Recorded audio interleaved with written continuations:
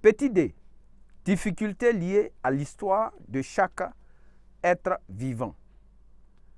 Petit e, difficultés liées au respect et à la dignité du vivant. Petit f, difficultés liées à l'évolution du vivant. Petit g, difficultés liées à la biologie elle-même. Puisque nous voulons 3, nous avons déjà identifié 2 difficultés. Nous pouvons notifier la difficulté de la lettre E. Ici, difficulté liée au respect et à la dignité du vivant. Donc, petit e. Et nous avons ainsi nos 3 propositions en ce qui concerne les difficultés que soulève l'étude du vivant. Nous allons passer maintenant à l'exercice B, qui est noté également sur 3 points.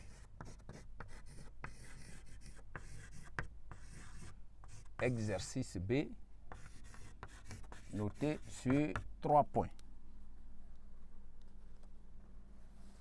À ce niveau, nous avons des auteurs.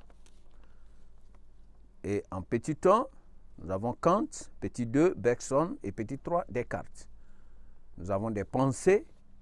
Nous allons prendre la première pensée. A. L'homme est un animal machine. Quel auteur a dit que l'homme est un animal machine? Quel auteur a comparé l'homme à une machine? Si nous regardons parmi les 3, Kant, Bergson et Descartes, nous pouvons dire que c'est bel et bien Descartes. Donc nous allons noter le petit 3. Le petit 3. Ensuite, B. Donc le petit 3 associé à la lettre A, voilà, comme ça.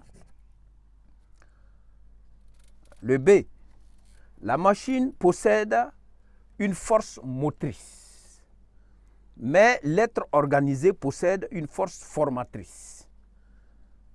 À ce niveau, il nous reste le petit 1, Kant, et le petit 2, Bergson. Qui des deux a pu dire, a pu énoncer cette pensée?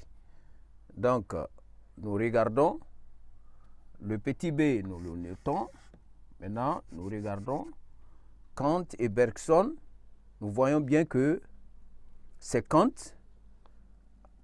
qui énonce cela pour remettre en cause la pensée de Descartes qui dit que l'homme est comparable à une simple machine. Kant remet cela en cause en montrant que la machine possède uniquement une force motrice, mais l'être organisé possède une force formatrice en plus. Donc nous allons mettre ici petit 1 qui correspond au B. Et le petit c maintenant. La vie est une force vitale mystérieuse qui n'est explicable par la raison. La vie est une force vitale mystérieuse qui n'est explicable par la raison. Ici, il nous reste Bergson, mais il faut tout de même, malgré qu'il ne reste que Bergson, il faut tout de même voir, analyser pour voir si effectivement c'est une pensée issue de Bergson. Effectivement, nous pouvons notifier que c'est Bergson qui l'a dit, donc nous allons mettre le petit 2. Cette pensée lui correspond. Et ici, nous avons un point pour chaque bonne réponse. Comme également dans le premier exercice, un point pour chaque bonne réponse. Ainsi prend fin l'exercice, à savoir le test objectif, noté sur 6 points, En ce qui concerne cette partie du cours,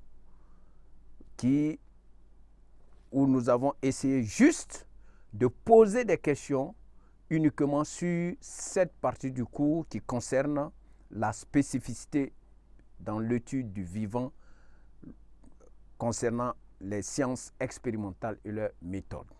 Donc, toutes les questions sont des questions qui se rapportent uniquement à ce chapitre-là ou à cette notion.